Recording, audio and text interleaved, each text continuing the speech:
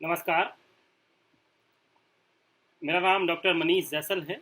मैं आईटीएम विश्वविद्यालय ग्वालियर में सहायक प्रोफेसर और विभागाध्यक्ष जनसंचार एवं पत्रकारिता विभाग के रूप में पदस्थ हूँ। महाराष्ट्र राज्य हिंदी साहित्य अकादमी मुंबई के मंच पर बोलने का आज अवसर प्राप्त हो रहा है। इसके लिए सर्वप्रथम डॉक्टर मनीष मिश्रा जी का बहुत बहुत धन्यवाद, जिन्होंने आपसे रूबरू होने के लिए मुझे यह मंच दिया है।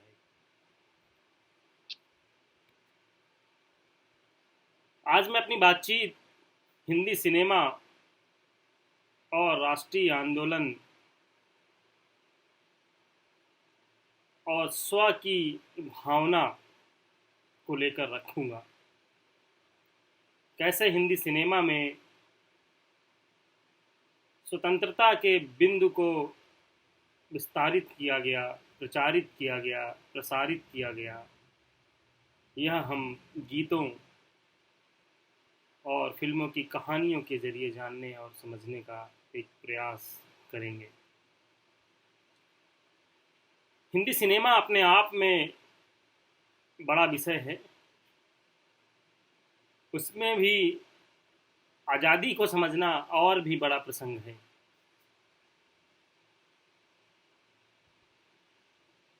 अगर मैं बात करूं 1913 से 1947 के बीच की, तो ऐसी कई फिल्में बनी जिनमें सिनेमा के ज़रिए, फिल्मों के ज़रिए राष्ट्रबोध का परिचय हमें कराया गया। इन सब पर बातचीत करेंगे, लेकिन उससे पहले विषय प्रवेश से पूर्व मैं एक भूमिका बांधना आप सबके बीच चाहता हूँ। यह भूमिका इसलिए कि हम जिस आज़ादी के अमृत महोत्सव को आज मना रहे हैं, पूरा देश आज़ादी के अमृत महोत्सव को मना रहा है, वह देश, उस देश के युवा साथी, बौद्धिक वर्ग, आम आदमी कुछ एक बातें भूल जा रहे हैं। वो बातें कौन सी हैं, उस पर चर्चा करते हैं। आप सबको पता होगा, भारत की आज़ादी को 75 वर्ष हो चुके हैं। उसी का जश्न हम सब मिलकर मना रहे हैं। मैं कोई नकारात्मक बात नहीं करना चाहता, लेकिन एक ज़रूरी प्रश्न से ज़रूरी सवाल उठाते हुए मैं अपनी बात को सकारात्मक दिशा में ले जाने का प्रयास जरूर करूँगा। इसे एक डिस्क्लेमर की तरह जरूर प्रयोग में लाया जाए। आज़ादी तो मिल गई भारत को, लेकिन एक ऐसा केंद्र शासित प्रदेश आज़ादी के बाद भी गुलाम रहा, जिसकी आज़ादी को अभी पिछले वर्ष ही 60 साल हुए हैं। पूरी दुनिया को पता है कि गोवा भारत का सबसे अमीर राज्य है। देश की तुलना में 2.5 गुना ज़्यादा जीडीपी गोवा की है। प्राथमिक उद्योग पर्यटन है। भारत आने वाले कुल विदेशी पर्यटकों का 12% अकेले गोवा का आंकड़ा है। यही कारण है कि गोवा में प्रतिवर्ष भारत का सबसे बड़ा फिल्म समारोह भी आयोजित किया जाता है। पूरी दुनिया भर में जिस केंद्र शासित राज्य गोवा के सहारे पूरी दुनिया में भारतीय सिनेमा का विस्तार और प्रसार पिछले 51 वर्षों से किया जा रहा है, उसका अपना इतिहास सिनेमा के पर्दे से हमें नदारद दिखता है। ऐसे में हमें प्रश्न खड़ा करना जरूरी हो जाता है। एक फिल्म दर्शक और भारतीय नागरिक दोनों होते हुए आप सोचिए कि क्या गोवा भारत के अन्य राज्यों की तरह देश की आज़ादी को महसूस कर पा रहा था?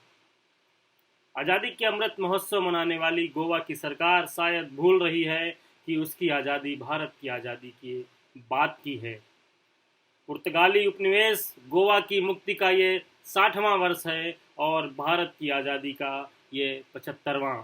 गोवा के नागरिकों को शायद खुद उनके इतिहास का भी इतना ज्ञान नहीं होगा जितन कि वो उनके आज़ादी के नायक कौन हैं। यही कारण है कि हमें पिछले वर्ष गोवा में एकाध छोटे मोटे कार्यक्रमों के अलावा कोई भी बड़ा उत्साहवर्धक कार्यक्रम होता हुआ हमें नहीं दिखा। यह मैं बात इसलिए रख रहा हूँ ताकि हम सबको पता चले कि आज़ादी के जिस अमृत महोत्सव को हम मना रहे हैं वह अमृत महोत्सव हमें अपने दिलों से मनाना चाहिए, ना कि किसी एक को देखकर हम उसकी भेड़ चाल में शामिल हो जाएं। आप सोचिए कि जिस देश को आज़ादी 1947 में मिल गई, लेकिन गोवा को मुक्ति मिलते मिलते 1961 तक का समय लग गया। और आपको पता होना चाहिए कि 1939 में गोमतकों ने स्वतंत्रता पाने के लिए, गोवा की स्वतंत्रता पाने के लिए जो पहले प्रयास किए वो भले सफल नहीं हुए, लेकिन 10 जून 1946 को कराची की जेल से छूटे समाजवादी नेता डॉक्टर राम मनोहर लोहिया ने गोवा जाकर वहाँ की सामाजिक, आर्थिक और सांस्कृतिक चुनौतियों और परिस्थितियों का जो जायजा लिया, और उसके बाद उन्होंने अपनी पहली जनसभा में यह कह दिया कि गोवा हमारा ही हिस्सा है, हम उसकी स्वतंत्रता और एकता के लिए आंदोलन करने को भी मजबूर हैं, हम उस एकता के लिए आंदोलन करेंगे और निर्दयतापूर्ण किसी भी शासन के निर्दयतापूर्ण शासन को हम कभी भी उससे हम दबेंगे नहीं। डॉक्टर राम मनोहर लोहिया हमेशा कहते रहे कि भारत एक है और भारत अविभाजित है। इस संदर्भ में वो कह भी रहे थे कि पुर्तगालियों का 450 वर्ष तक गोवा के लोगों पर निर्दयतापूर्ण शासन कभी भुलाया नहीं जा सकेगा। आप सोचिए कि हर साल गोवा जाकर वहाँ की खुली संस्कृति और सभ्यता को महसूस करने के लिए जाने वाले लोग जिस गोवा में आज खुलापन, आज़ादी और उस आज़ादी के अमृत महोत्सव को मना रहे हैं, 18 जून 1946 की डॉक्टर लोहिया की मड़गांव में दिए गए भाषण को शायद ही कभी सुना हो। गोवा की नागरिक स्वतंत्रता की शुरुआत का वो पहला अध्याय है। शायद ही देश और दुनिया के किसी फिल्मकार ने गोवा मुक्ति के इस पहले कदम को शेष भारत और विश्व में दिखाने के शुरुआती प्रयास किए हों। मेरी अब तक की समझ में यह आंकड़ा 0 है, शून्य है।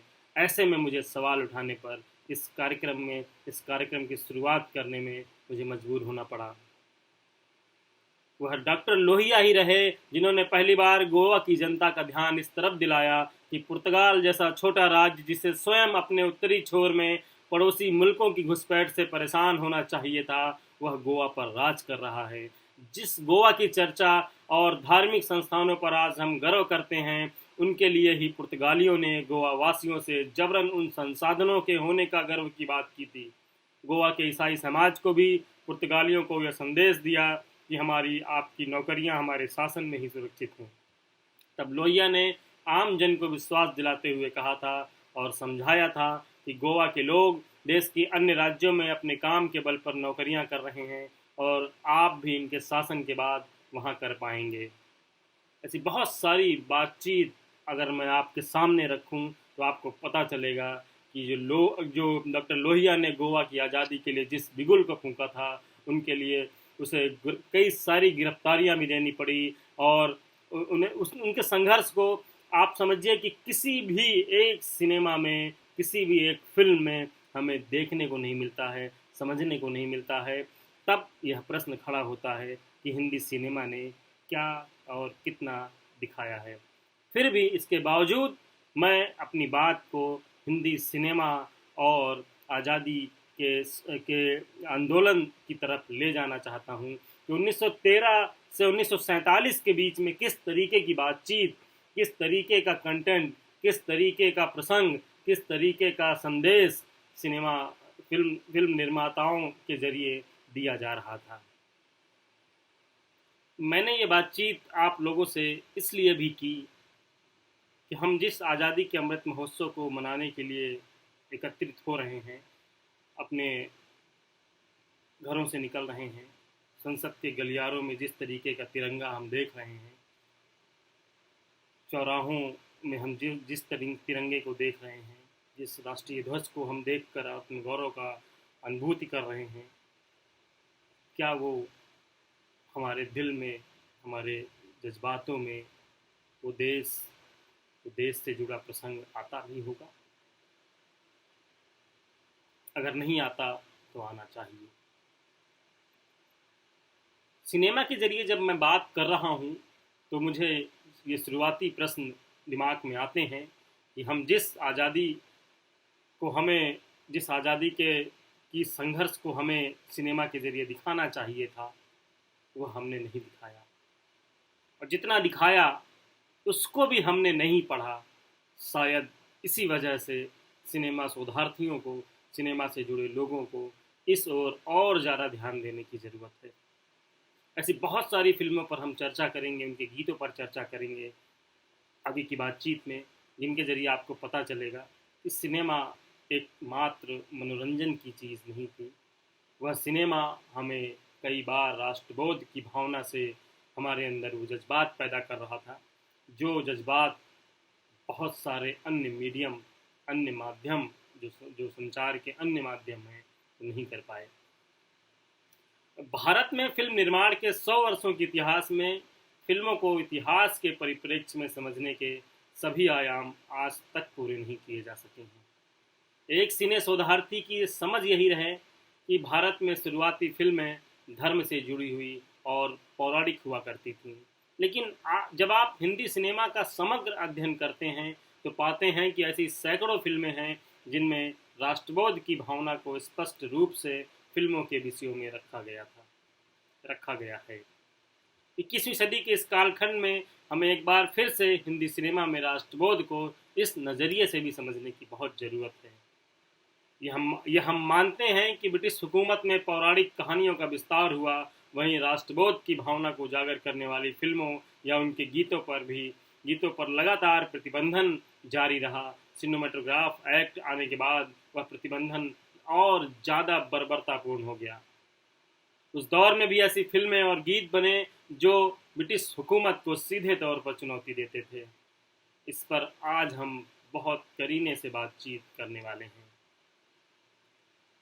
भारत जैसे लोकतांत्रिक देश का जो स्वरूप आज हम देख पा रहे हैं, उसकी कल्पना हमारे पुरखों ने शायद ही कभी की रही हो, लेकिन राष्ट्रभक्ति से भरे पूरे जिस राष्ट्रबोध की भावना से देश को आज़ाद कराने में अपनी भूमिका निभाई, वह विचारणीय है। राष्ट्र एक सांस्कृतिक इकाई है, ऐसे में राष्ट्रबोध की अलग जगाने वाले स्वतंत्रता सेनानियों, आम जनों के योगदान का पुनर्पाठ तो जरूर होना चाहिए।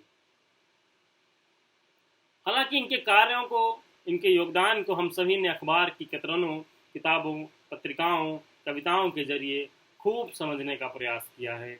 नई सदी के सबसे लोकप्रिय और सशक्त माध्यम सिनेमा के जरिए भी राष्ट्रबोध को समझना अभी एक नया विषय सा मालूम होता है। भारत का ऐतिहासिक अध्ययन हमें इस ओर इशारा भी करता है कि जब जब भारतीय संस्कृति पर आघात हुआ है, वह अपने भीतर राष्ट्रीय स्व को जागृत करने वाली शक्ति के साथ सामने आया। भारतीय भक्ति परंपरा इसका सबसे महत्वपूर्ण उदाहरण है। किसी राष्ट्र को समझने के लिए राष्ट्र बनने की प्रक्रिया को भी समझना बहुत आवश्यक हो जाता है। ब्रिटिश हुकूमत का गुलाम देश अपनी भक्ति परंपरा को लेकर कितना सजग रहा है, यह हमें इतिहास को खंगालने पर मालूम पड़ता है। इसी भक्ति परंपरा में आक्रमणकारी तुर्कों, मुगलों और उनके आतंक के संकट का प्रतिरोध करते हुए हमें लोग दिखाई पड़ते हैं। वहीं 1556 में गोवा में पहली प्रेस की स्थापना के 200 वर्षों तक प्रचारित किए गए ईसाई धार्मिक साहित्य के समक्ष इसी भक्ति परंपरा ने खुद को स्थापित भी किए रखा। यह बात अलग है कि ईस्ट इंडिया कंपनी के राष्ट्र के तौर पर स्थापित हो जाने से ईसाई मिशनरी कार्यक्रमों में तेजी आई, लेकिन भारतीय सांस्कृतिक प्रतिरोध का यह असर हमें ऐतिहासिक रूप से दिखाई देता है कि 1857 के बाद अंग्रेजी हुकूमत ने भारतीय धार्मिक आस्थाओं पर हस्तक्षेप न करने का भी फैसला लिया। हमेशा से माना जाता रहा है कि किसी देश में रह रहे लोगों की धर्म व्यवस्था, व्यवहार के साथ साथ वहाँ की देशज परंपराएं, खान पान, पहनावा, संगीत, कला, नृत्य, नाटक, भाषा, साहित्य, ये सब मिलकर एक राष्ट्रीय भाव का निर्माण करते हैं। इन्हीं अवयवों को ध्यान में रखकर भारतीय इतिहास का पुनर्पाठ अगर हम करें तो पाएंगे कि भारतीय जनजातियों ने 18वीं और 19वीं शताब्दी में अपने धर्म परंपरा पर किए गए हस्तक्षेप को अस्वीकार कर दिया था। भारतीयता और राष्ट्र को समझने के लिए सरदार अजीत और उनके साथियों के कार्यों को भी याद करना जरूरी है। तो गांधी का समज्ञा आंदोलन भी समझना जरूरी है। सुभाष चंद्र बोस और आज़ाद हिंद फौज के राष्ट्र निर्माण के विचारों को भी समझना जरूरी है। यह बात जब मैं कर रहा हूँ तो नेहरू मेमोरियल म्यूजियम लाइब्रेरी के research head doctor Narendra Shukla का एक कथन भी मुझे इस ओर सोचने पर मजबूर करता है। नरेंद्र शुक्ला जी कहते हैं कि हमें इस ओर सोचने पर मजबूर करते हैं कि हमें स्वतंत्रता तो मिली, लेकिन विभाजन की विभीषिका के साथ। स्वतंत्रता के बाद भी भारतीय राज्य ने जो तंत्र औपनिवेशिक सत्ता से पाया, उसमें भारतीय तत्व कितना था, कितना उसे भारतीय तत्व के अनुसार विकसित किया गया। हम पाएंगे कि जिस तंत्र में हम रह रहे हैं उसको भारतीय देश परंपराओं के अनुसार पोषित करने की घोर आवश्यकता हमें महसूस होती है। आप जरा सोचिए कि जो देश स्वयं किसी देश का गुलाम है, उसने किसी अन्य देश की आज़ादी का जश्न कभी मनाया होगा? मैं अब अपनी बात सिनेमा के जरिए इस प्रसंग के साथ शुरू कर रहा हूँ। 1946 की एक फिल्म डॉक्टर कोटनिस की अमर कहानी एक ऐसी ही फिल्म थी। फिल्म चीन की पृष्ठभूमि पर थी और इसका एक गीत चीन की आज़ादी के जश्न के सहारे भारत के लोगों को भी एक संदेश देता हुआ सुनाई पड़ता है। मशहूर फिल्म निर्देशक वी शांताराम की इस फिल्म में अभिनेत्री जयश्री चीनी युवती की भूमिका में हैं और गीत गुनगुनाती हैं, गुलाम नहीं तू जोश में आ, चला चला, ये देश है तेरा, होश में आ, चला चला, धरती माता का फरमान, कदम कदम पर दे दे जान, देश को फिर आज़ाद करे, आज़ाद करें आज़ाद करें, जय जवान जय जवान। यंग इंडिया लेवल पर रिकॉर्ड हुए इस गीत को दीवान शरण ने लिखा था। बसंत देसाई ने इसका संगीत तैयार किया था और द्वितीय विश्व युद्ध में जापान ने चीन पर जब कई हमले किए, तब नेहरू ने हिंदी और चीनी भाई भाई का जब नारा दिया, और उसके बाद 7 जुलाई 1938 की वो रात हमें याद आती है जब नेहरू ने लंदन में चाइना एसोसिएशन को संबोधित करते हुए हर मदद का आश्वासन भी दिया। चीन की मदद के लिए डॉक्टर कोटनिस और टीम को मेडिकल दस्ते के साथ भेजा गया और कहा जा सकता है कि वी शांताराम की इस फिल्म को देखते हुए जिस राष्ट्र और उसके प्रति आत्मीयता की ओर एक दर्शक को बढ़ना चाहिए, वो फिल्म की कहानी चीनी पृष्ठभूमि पर होने के बावजूद भारतीयों को अपनी ओर खींचती है। इस गीत को कभी आप सुनिएगा, आपको महसूस नहीं होगा कि यह जो गीत बज रहा है वह चीन की पृष्ठभूमि पर भले बज रहा है, चीन की कहानी पर भले बज रहा है, लेकिन जब हम उसे सुनते हैं तो वह गीत हमें अपना सा लगता है। इस क्रम में 1946 की एक और फिल्म जिंदगी सपना नहीं में खान मस्ताना का लिखा एक और गीत याद आता है। सीना ताने हुए दिल में ठाने हुए, जाके सेवा करेंगे, कुछ करें या ना करें, जान देने का नाम है जिंदगी। अपने पुरखों की विरासत को संभालो वरना अब के बारिश में ये दीवार भी ढह जाएगी। फिल्म की कहानी राष्ट्रबोध का भी परिचय कराती हुई हमें दिखती है। इसके गीत को पूरा अगर आप सुने तो आपके अंदर वो जज्बात पैदा हो जाएंगे, जो जज्बात आज हम 15 अगस्त और 26 जनवरी और 2 अक्टूबर के दिन लाउड स्पीकर में बजने वाले अय वतन सुनते हुए हम महसूस करते हैं। 1943 में वी शांताराम की एक फिल्म शकुंतला, जिसे राजकमल कला मंदिर ने रिलीज किया था, यह इस पर कई सारे नाटक बन चुके हैं, प्ले हो चुके हैं, लेकिन फिल्मी रूपांतरण पहली बार वी शांताराम ने किया। इस फिल्म में 11 गाने हैं और 2 गाने आज़ादी को प्रेजेंट करते हैं। यह कहना गलत नहीं होगा कि इस दौर में फिल्मों के सहारे राष्ट्रबोध का प्रचार प्रसार काफ़ी बड़े स्तर से किया जा रहा था। कई बार फिल्मों की कहानियों में नहीं तो फिल्मों के अंदर गीतों में इसे आसानी से समझा जा सकता था। इसे कहीं ना कहीं हम इन फिल्मों में हमें दिखाई देने लगता था। बात सिनेमा में राष्ट्रबोध की हो तो ग्रामोफोन भी अपनी भूमिका से पीछे नहीं हट सकता। लंबे अरसे तक ग्रामोफोन सिनेमा की आवाज़ बना रहा। बोलती फिल्मों के दौर में भी ग्रामोफोन में ही गीत संगीत रिकॉर्ड किए जाते रहे। हम जब हिंदी सिनेमा और राष्ट्रीय भावना की बात कर रहे हैं तो फिल्म लेफ्टिनेंट का जिक्र बहुत ज़रूरी हो जाता है। फिल्म लेफ्टिनेंट का एक भी प्रिंट आज हमें हमारे पास मौजूद नहीं है, लेकिन फिल्म के दो गाने आज़ादी और राष्ट्रबोध का परिचय कराते हैं। दिल्ली में रहने वाले अखिलेश झा के पास में ग्रामोफोन आर्काइव का एक विशाल आर्काइव है उनके पास, और उनके पास वो आवाज़ें हैं जो आवाज़ें हमने कभी नहीं सुनी। उन्हीं के पास से मैंने इस लेफ्टिनेंट गीत का के दो गाने सुने हैं। उनमें से एक गाना बहुत ज़रूरी है जिसे आज की पीढ़ी को सुनना चाहिए। दुश्मन की छाती पर झंडा गाड़ के हम लहराएंगे, जालिम को दुनिया से मिटाकर जय जयकार मनाएंगे। के नारायण राव के संगीत पर सजे इस गीत को मुस्तफ़ा ने लिखा था, और यह गीत और फिल्म उस दौर का वर्णन करती है जब उपनिवेशवादी और विस्तारवादी देशों ने अपनी हवस के लिए दुनिया को युद्ध में ढकेल दिया।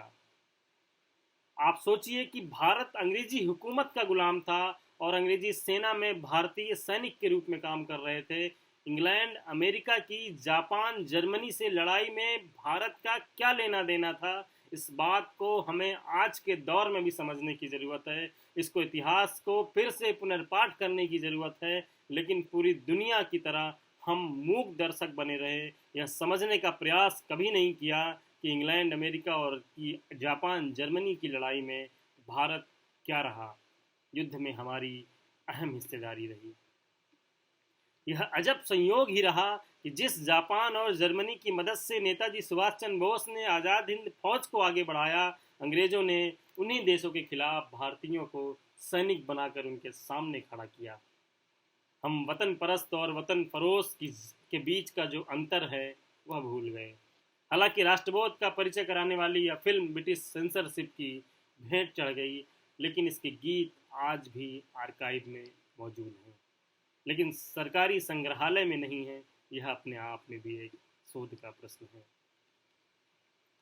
16 जुलाई 1943 को बॉम्बे टाकीज के बैनर तले बनी एक फिल्म किस्मत का एक गीत बहुत फेमस हुआ, बहुत प्रसिद्ध हुआ। कवि प्रदीप का लिखा एक गीत, दूर हटो ए दुनिया वालों, हिंदुस्तान हमारा है, वैसे तो ब्रिटिश हुकूमत के दौरान लिखा गया, लेकिन काबिल लेखकों ने ऐसे कई और गीत तैयार किए जो अंग्रेज़ों की पकड़ से बाहर थे। यह गीत कुछ ऐसा ही था। इसमें हिमालय, मंदिर मस्जिद, ताजमहल, कुतुब मीनार, गुरुद्वारा जैसे भारतीय राष्ट्र को संबोधित करने वाले बहुत सारे अवयवों का इस्तेमाल किया गया था। इसमें कवि प्रदीप कहते हैं कि शुरू हुआ है जंग तुम्हारा, जाग उठो हिंदुस्तानी, तुम न किसी के आगे झुकना, जर्मन हो या जापानी। आज सभी के लिए हमारा यही कौमी नारा है, दूर हटो वह दुनिया वालों, हिंदुस्तान हमारा है। यह जानकर आपको बहुत आश्चर्य होगा कि फिल्म की कहानी में ये गीत कहीं से सेट नहीं है, इसके बावजूद इसे फिल्म में रखा गया। ग्रामोफोन के जरिए इसे और अधिक लोकप्रियता मिली, लोगों में राष्ट्र के प्रति एक बोध उत्पन्न हुआ, लोगों ने इसे जोर और शोर से सुना और अपने अंदर एक चेतना जागृत की। 1943 की एक और फिल्म प्रेम संगीत विश्व युद्ध के दौरान की एक प्रेम कहानी पर आधारित है, लेकिन फिल्म का एक गीत और उसके बोल ऐसे लगते हैं कि युद्ध जो है वह एक भारतीय लड़ रहा है। यह गीत ब्रिटिश हुकूमत के दौरान आसानी से लोगों के बीच में सर्कुलेट किया गया, इस पर किसी तरीके की कोई सेंसर नीति नहीं लगी। इसका मतलब यह निकाला जा सकता है, अगर मैं गलत नहीं हूँ, तो ब्रिटिश हुकूमत खुद चाहती थी कि यह गीत लोगों के बीच में जाए, लोग इसे बहुत ध्यान से सुने और अपने अंदर एक जज्बा पैदा करें, क्योंकि यह बात अंग्रेज़ चाहते थे कि लोग अपने अंदर वह बात जज्बात भरें और ब्रिटिश हुकूमत के खिलाफ लड़ने वाले देशों के लिए भारतीय सैनिक काम आए। इस गीत में जो शब्द हैं वो ये हैं कि माताएं भी, बहनें भी लड़ने को दीवानी हैं, बूढ़ों में भी, बच्चों में भी आई जवानी है, सोए शेरों को जगा दिया किसकी नादानी है।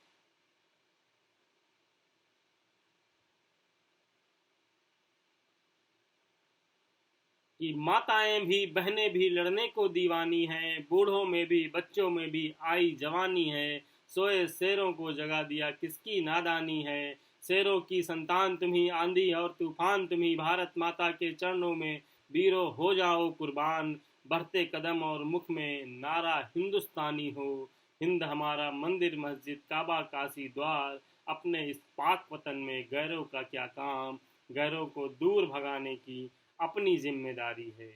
इसका यह मतलब है कि इस फिल्म के इन गीतों में जो बातचीत है, इस गीत में जो बातचीत है वो ब्रिटिश अधिकारियों के लिए नहीं है, बल्कि विश्व युद्ध में शामिल इंग्लैंड के खिलाफ लड़ रहे देशों के लिए ये बात कही जा रही है कि आप इसके खिलाफ खड़े होकर के उन लोगों को, जो गैर लोग हैं, उनको दूर भगाइए, नहीं तो वो आप पर आक्रमण कर देंगे, आपको गैर बना लेंगे, आपको वो अपना बना लेंगे, आपके ऊपर वो राज करने लगेंगे। यह बात ब्रिटिशर्स इस गीत के जरिए आगे पहुंचाना चाहते थे, इसलिए इस पर कोई भी सेंसर नीति काम नहीं आई। 1944 की एक फिल्म प्रभात फिल्म कंपनी के बैनर में बनी एक फिल्म चांद का एक गीत भी राष्ट्रबोध का वर्णन करता हुआ दिखता है। इसमें बात कही जा रही है कि वतन से चला है वतन का सिपाही, उस दौर की बात करता है जिस दौर पर आज़ाद हिंद फौज की सीमाओं पर आज़ाद हिंद फौज जो है देश की सीमाओं पर अंग्रेजों के विरुद्ध लड़ाई लड़ रहा था। इस फिल्म में देशभक्ति राष्ट्रभक्ति जैसा कोई प्लॉट नहीं था। इसमें अगर मैं बात करूं तो लाहौर से एक नायक और नायिका मुंबई में अपना भाग्य आजमाने आते हैं और इसकी पृष्ठभूमि पर राष्ट्रबोध का वर्णन करने वाला एक गीत डाल दिया जाता है। बात इसलिए इसमें डाली गई कि इंग्लैंड और मित्र देशों के पक्ष में माहौल बनाने के लिए इसमें गीत में कृष्ण, महाराणा प्रताप, बाबर की शमशीर, अकबर की तकदीर, अभिमन्यु जैसे आदर्श चरित्रों का भी इस्तेमाल कर दिया गया, जो सीधे तौर पर एक राष्ट्र के अवयव के रूप में जाने पहचाने जाते हैं। एक और फिल्म की बात करूं तो 1936 की करोड़पति अब विलायती आकाओं और उसकी शिक्षा व्यवस्था पर सीधे सीधे चोट करती हुई दिखाई देती है। फिल्म का एक गाना है कि बीए बनाने वाले बिगड़ी हुई बना दे, डिग्री दिलाने वाले हाँ मिलती नहीं है सर्विस, बेकार फिर रहे हैं बीए कहलाने वाले, एमए कहलाने वाले। तो आप समझिए कि जिस समकालीन समाज की गतिविधियों पर स्पष्ट रूप से संदेश देने वाली फिल्में उस दौर में बनी हैं और सीधे तौर पर राष्ट्रबोध का परिचय कराती हैं, उसमें 1941 की एक फिल्म नया संसार का गीत कदम कदम पर नया तराना नए ज़माने की बात करता हुआ दिखाई देता है। तो 1944 की एक फिल्म आईना में जोहराबाई अम्बाले वाली एक गाती हैं कि भारत माता की बेटी शक्ति का अवतार, समय समय पर देवी तुमने बदला है संसार, में बताता है कि अगर भारत बच जाएगा, भारत माता अगर अपने आप में सर्वशक्तिमान अगर हो जाएंगी तो वो संसार बदल सकती हैं। कहा जा सकता है कि 1913 से 47 के बीच जो ये फिल्में बनी, ये जो गीत हमने आपके सामने रखे, इन गीतों में राष्ट्रबोध का जो प्रचार है किसी न किसी स्तर पर ज़रूर हो रहा था। और ब्रिटिश हुकूमत की गुलामी के बावजूद भले ही जापान जर्मनी के खिलाफ दिखाए जा रहे संदेश वाली फिल्में बनी हों, लेकिन ग्रामोफोन ने उन गीतों को भारतीयों के समक्ष वैसा ही रखा जैसा उस गीत को लिखने वाले के पीछे का मकसद था, जैसा उस गीत को लिखने वाला लेखक चाहता था। लोगों ने उसे वैसा ही महसूस किया और वह एक चेतना बनकर अंग्रेजों के विरुद्ध खड़ा होता हमें दिखाई और सुनाई देता है। समाजवादी चिंतक डॉक्टर राम मनोहर लोहिया ने फिल्मों के बारे में एक टिप्पणी की थी। उन्होंने कहा कि भारत को एक करने वाली दो ही शक्तियां हैं, पहला गांधी, दूसरा फिल्में। किंतु कितनी विचित्र बात है कि फिल्मों पर गांधी का वैसा वर्दहस्त कभी नहीं रहा जैसा साहित्य और पत्रकारिता पर था। गांधी जी ने अपनी जिंदगी में शायद एक भी बोलती फिल्म देखी थी और वह थी राम राज्य, वह भी गीतकार रमेश गुप्ता द्वारा इसके गीत सुनने के बाद। जबकि आज की पीढ़ी के लोग जिन्होंने गांधी को नहीं देखा है, वह चलते फिरते बोलते गांधी की एक झलक पाते हैं तो वह बीबीसी और अन्य एजेंसियों के द्वारा समय समय पर बनाई गई डॉक्यूमेंट्री फिल्मों के द्वारा ही, या फिर रिचर्ड एटनबरा की फिल्म गांधी या मेकिंग ऑफ अ महात्मा जैसी फिल्मों से। गांधी के जीवन का द्वंद्व वस्तुतः संपूर्ण मध्यम वर्गीय भारतीय जनमानस का द्वंद्व था। मध्यम वर्गीय परिवारों में यदि कोई युवा अच्छी पुस्तकें पढ़ता था तो जहां उसे प्रोत्साहन मिलता था, वहीं अच्छी फिल्में देखने पर भी उसे फटकार की उम्मीद रहती ही थी। आज भी वो दौर मुझे लगता है कि नहीं किसी न किसी कस्बे में ज़रूर होता होगा। भारत के राष्ट्रीय आंदोलन का प्रणेता एवं वाहक मूलतः भारत का मध्यम वर्गीय ही तो है। अतः जाहिर है कि इस वर्ग ने जिन चीज़ों को महत्व दिया उन्हें महत्व मिला, और जिन्हें खारिज किया वह खारिज रही।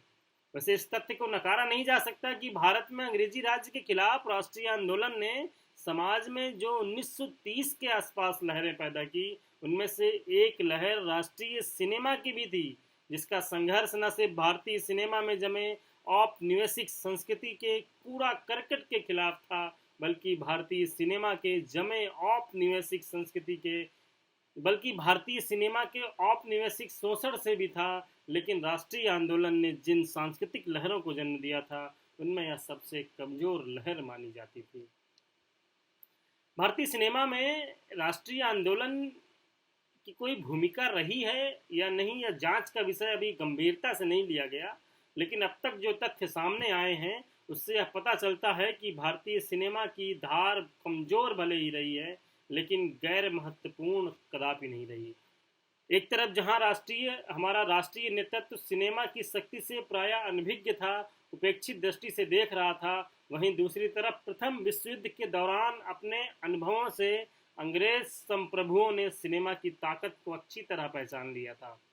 आप देखिए, अंग्रेजों ने प्रथम विश्व युद्ध के दौरान सिनेमा का इस्तेमाल अपने पक्ष में प्रोपेगेंडा के रूप में जहां किया, वहां रूसी क्रांति के बाद फलस्वरूप 1917 में रूस द्वारा साम्राज्यवादी युद्ध से अलग हो जाने पर सिनेमा को उन्होंने बोल्शेविज्म के खिलाफ प्रचार के लिए इस्तेमाल करने पर इसका प्रयास भी किया। शायद सिनेमा की ताकत का एहसास ने ही युद्ध के अंतिम चरणों में यानी 1918 में अंग्रेजों को सिनेमेटोग्राफ एक्ट बनाने पर भी मजबूर कर दिया। यह वही कारण था कि सिनेमा अपने आप में एक ऐसा बृहद और खर्चीला माध्यम बनता जा रहा था, लेकिन इसका जो मैसेज और इसका जो कंटेंट लोगों के बीच में काम करता था वह बहुत पावरफुल था। इस वजह से ब्रिटिशर्स ने इस पर ऐसी नीति बना दी, ऐसा एक्ट बना दिया, यह उनके लिए कहीं काल ना बन जाए। यह बाद में बना भी। वी शांताराम का नाम राष्ट्रवादी फिल्मकारों में अग्रणी रहता है। वी शांताराम ने हमेशा ज्वलंत और सामाजिक और राजनीतिक प्रश्नों को लेकर फिल्में बनाई और भरसक प्रयास किया कि सामाजिक और राष्ट्रीय चेतना के प्रसार में फिल्में महत्वपूर्ण भूमिका निभाएं। 1937 में वो फिल्म बना रहे हैं दुनिया न माने, जिसमें बेमेल विवाह की समस्या को बड़ी शिद्दत के साथ उठा देते हैं। फिल्म को उन्होंने किसी भी रुमानी हल से दूर रखा। 1939 में उन्होंने आदमी बनाई तो उन्होंने पहली बार वेश्या को हाड़ मास की भावना की प्रवण महिला के रूप में चित्रित कर दिया और कहा कि वेश्या है वो पुनर्वास की योजना की समस्या को भी वो उठा सकती है। 1941 में बड़ी एक फिल्म बनती है पड़ोसी। वो हिंदू मुस्लिम एकता और सांप्रदायिक सौहार्द के सवाल पर भी एक अच्छा प्रश्न उठाती है और दिखाती है कि संकीर्ण सियासत ही भाई भाई के बीच वैमनस्य पैदा करती है। उनकी एक फिल्म मैंने जैसा चर्चा की कोटनीस की अमर कहानी अपने आप में एक बड़ी फिल्म है।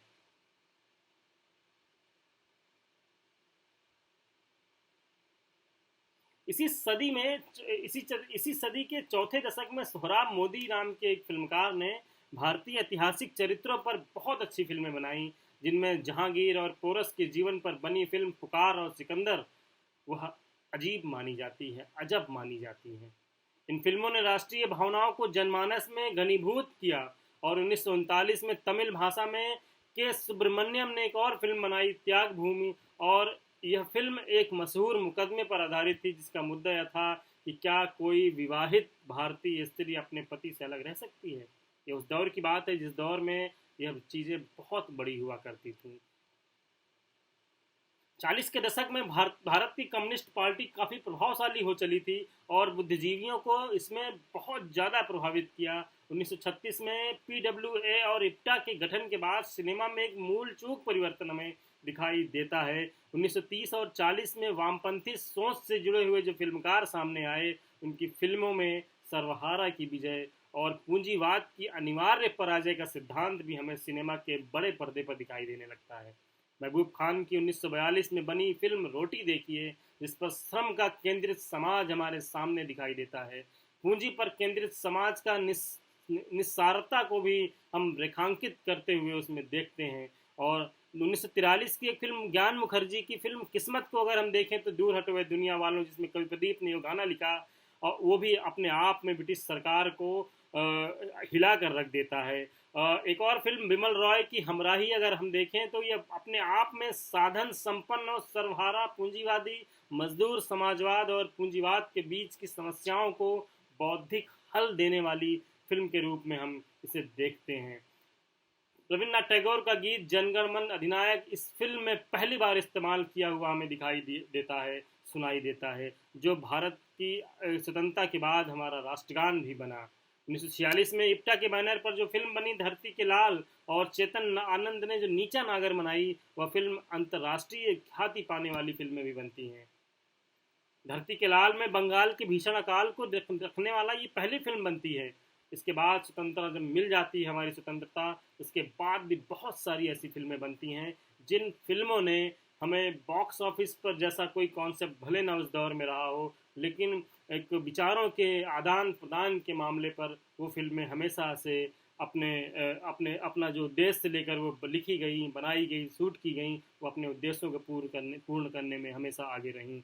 इन फिल्मों का अगर आप स्वतंत्रता के बाद की अगर कुछ एक फिल्में आप देखें, जिनमें आवारा, श्री 420, जागते रहो, बूट पॉलिश जैसी फिल्में अगर आप देखें, तो इन फिल्मों में हमें वह बात दिखाई और सुनाई देती है।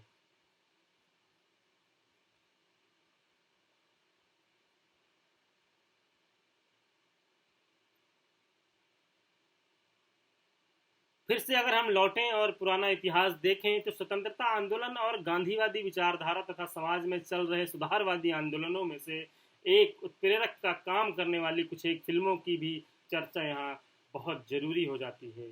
फिल्म 1937 में बनी दुनिया न माने, 1931 में देवदास, 1936 में अछूत कन्या, 1939 में पुकार, 1941 में सिकंदर, 1939 में आदमी, 1941 में पड़ोसी जैसी फिल्में धार्मिक और मिथकीय और सामाजिक कथानकों के माध्यम से अपने युग को अभिव्यक्त करती हुई हमें दिखाई देती हैं। ये एक ऐसी फिल्में थीं जिनमें हमें वह सामाजिक परंपरा भी हमें दिखाई देती है जो भारतीयता को इस्टेब्लिश करने में बहुत बहुत अच्छी मानी जाती थी, या उसको बहुत अच्छे ओहदे पर हमें देखने को मिलता था कि यह फिल्में हमें अलग तरीके से हमारे बीच में प्रचारित और प्रसारित की गई, जिसके जरिए हम एक हुए और ब्रिटिशर्स के खिलाफ कहीं ना कहीं खड़े होते हम दिखाई दिए। हमारे देश, गुलाम देश में महायुद्ध के कारण नए रूप से राजनीतिक चेतना जागृत हुई, जिससे उसके विद्रोह ने अपनी एक निश्चित दिशा भी स्थापित कर दी। हमें पता चलने लगा कि युद्ध के प्रारंभिक वर्षों में जो हमें बॉम्बे टॉकीज़ जैसी जो सिनेमा हॉल जो प्रोडक्शन कंपनियां थीं, उनमें बनने वाली फिल्मों ने हमें बता दिया कि देश में सिनेमा बनेगा तो हम एक होंगे। और 1942 में अगर हम ऐतिहासिक अगस्त क्रांति की अगर मैं बात करूं, तो हमें वह बताती है कि हम अपना खोया हुआ गौरव वापस पाने के लिए और महायुद्ध से प्रेरित होने के बाद जो हम सिनेमा देख रहे थे, उसके बाद हमें ये लगने लगा था कि हम फिर से एक होंगे। और अंग्रेज़ों के लिए हर हिंदुस्तानी दिल में 1942 के बाद जो गुस्सा और नफरत भरी हुई हमें दिखी, उसे सिनेमा ने भी बहुत अच्छी तरीके से दिखाया। 1918 का सिनेमाटोग्राफ एक्ट अगर हम समझें और 1942 का ये गुस्सा देखें, तो 1942 के बाद जो सिनेमाटोग्राफ एक्ट है वह और बुरी तरीके से लागू किया जाने लगा। एक और फिल्म की बात अगर मैं करूं तो 1921 में एक फिल्म बनी थी भक्त विदुर। उसमें द्वारकादास संपत एक ऐसे विदुर बने थे जो दुबले पतले और लंबे कद के थे। भक्त विदुर के शरीर पर एक धोती थी और उनके हाथ में एक डंडा। भक्त विदुर की इस छवि को देखकर ब्रिटिश अधिकारियों को ये लगा कि ये आदमी गांधी जैसा दिखता है। इसकी वजह से इस फिल्म को गांधी का प्रतीक मानकर उस फिल्म पर प्रतिबंध लगा दिया गया। और कुछ इस तरह की घटना एक और फिल्म वंदे मातरम पर भी हुई, जिसे बाद में आश्रम शब्द जोड़ करके ब्रिटिश शासनकारियों ने, ब्रिटिशर्स ने इसे पास कराई और इसे जो है रिलीज़ करने की अनुमति दी। ऐसी बहुत सारी फिल्में हमें दिखाई और सुनाई उस दौर में दिखाई देती थी। ऐसा नहीं है कि वो फिल्में सिर्फ इंडियन थीं, विदेशों से आने वाली या इंग्लैंड से आने वाली फिल्मों पर भी ब्रिटिश बोर्ड जो है वो ऐसी ही बात रख रहा था। उसमें मैं एक अगर एग्जांपल दूं तो पता चलता है कि एक फिल्म थी डच ऑफ द यूएसए। इसमें एक संवाद था कि उन्होंने उस दिन का सपना देखा जब उनकी सरकार जनता द्वारा चुनी जाएगी और जनता के लिए काम करेगी। इस डायलॉग को ब्रिटिश सरकार ने स्वतंत्रता की भावना से ओतप्रोत माना और इसको बदल दिया और उसको एकदम से हटा दिया। इसके बाद एक और फिल्म उनके ही देश की बनी हुई फिल्म द फ्लाइट कमांडर की अगर हम एक वाक्य को देखें, एक डायलॉग को देखें, इसमें कहा जाता है कि साथियों हम कब तक इन विदेशियों का हस्तक्षेप बर्दाश्त करते रहेंगे। इसको भी उन्होंने हटा दिया क्योंकि उन्हें लगता था कि ये शब्द अगर भारतीय सुनेंगे तो उनको फील होगा और वो हमारे खिलाफ विद्रोह न कर दें। तो ब्रिटिशर्स इस दौर में अपने सिनेमाटोग्राफ एक्ट के जरिए बहुत कुछ माहौल बनाकर रखे हुए थे।